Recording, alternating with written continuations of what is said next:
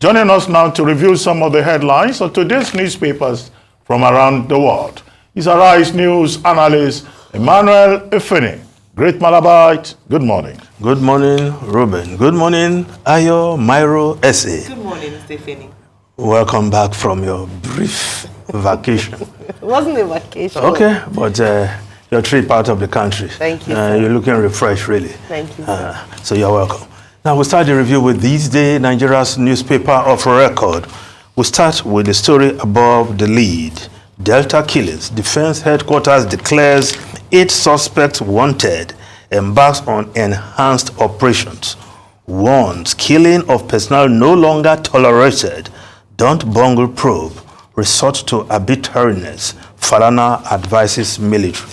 Yes, the military high command yesterday declared 8 persons wanted, and among those declared wanted happens to be the traditional ruler of Ewu Kingdom, who has turned himself in to the police appropriately, and the others are still out of sight, to put it mildly.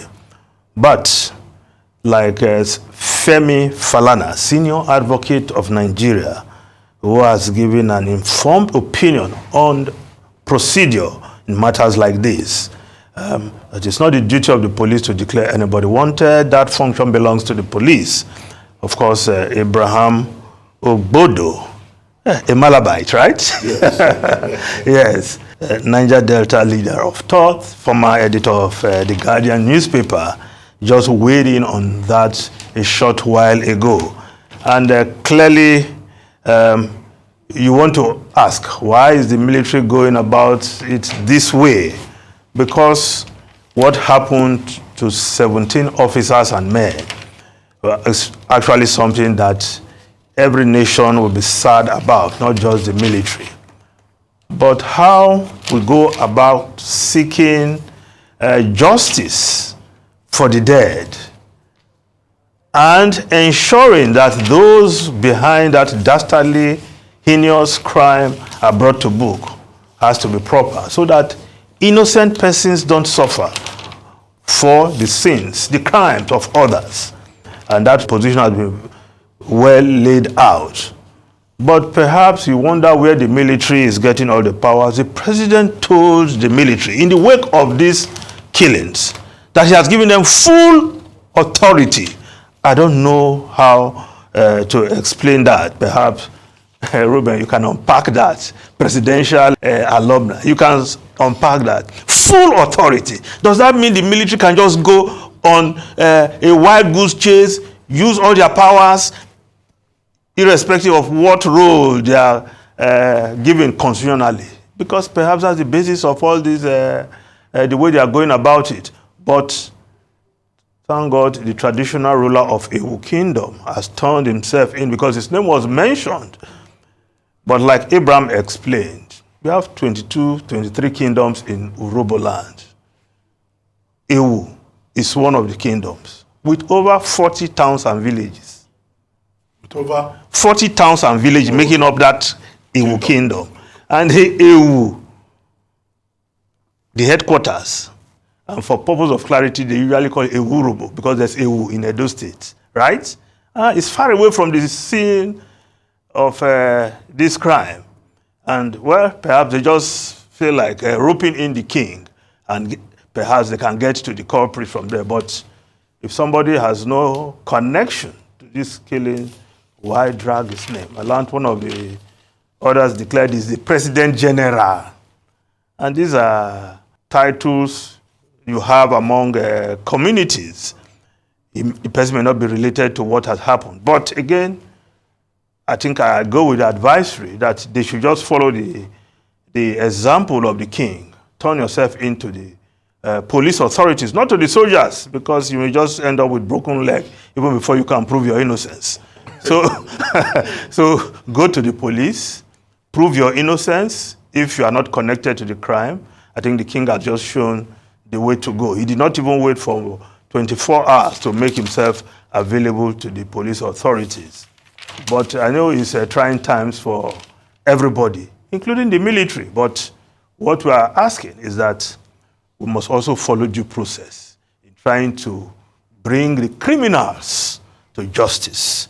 CBN sets hurdles for banks, raises capital threshold to 500 billion naira, 200 billion naira others, separates new capital base from shareholders' fund, capital adjustment to affect new applications for banking licenses submitted after April 1, 2024.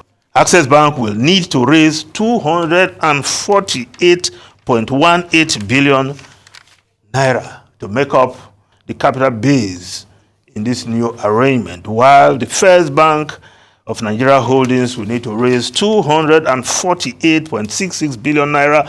Zenith Bank will need to raise 229.25 billion naira, while GT Co will raise 361.81 billion naira.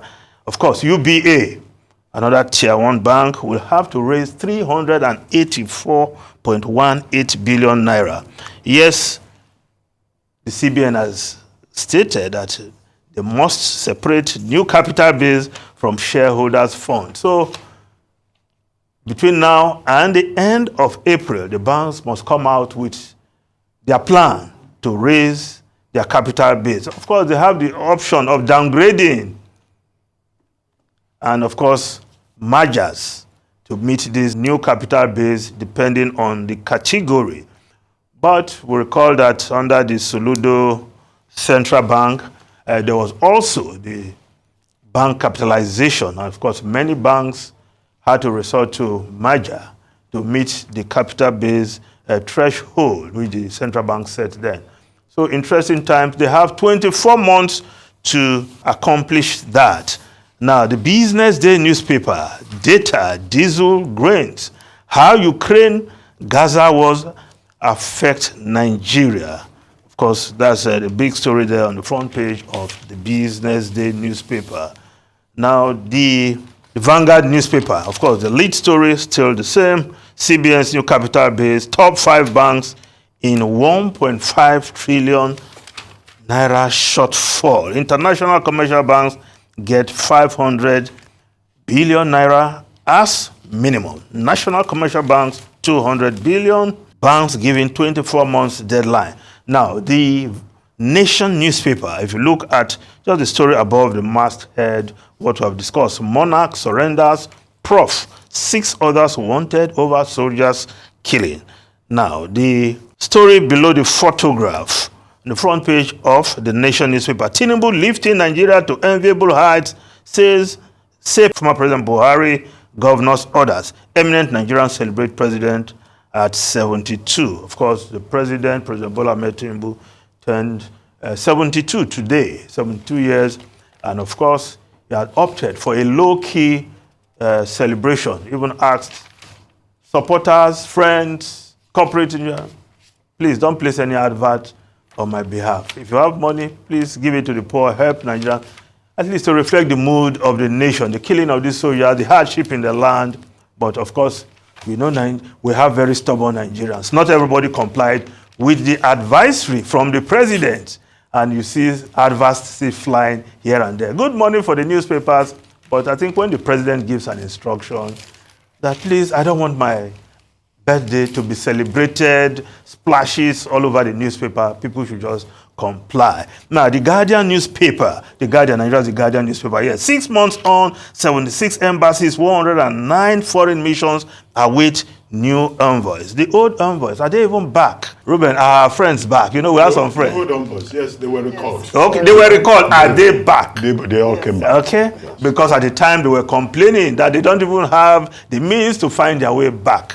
You know how these things happen in Nigeria sometimes. But I'm still looking, okay, I'll check out on our friends who were part of that. Yes, David Adeshina and, of course, Omar Jeba, journalists who were also part of the diplomatic corps in the last 4 years or thereabout. Now, the Daily Independent newspaper, we followed due process. BOT can't take over a party.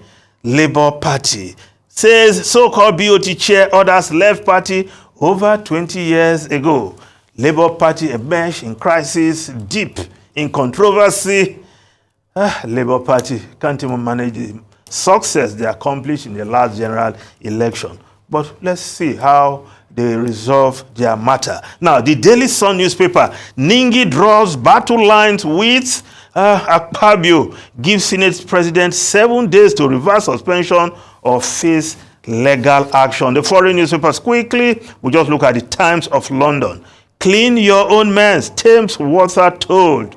Yes, Gov, bosses should carry the can, not raise bills. While, of course, the Independent newspaper, show me yours and I will show you mine. I have done nothing wrong. Labour Party's leader, deputy leader, refuses to publish private financial details to head off suspicion. She avoided capital gains tax on sale of council house. And Towns Hattori accuser, show me your own and I will show you my tax clearance.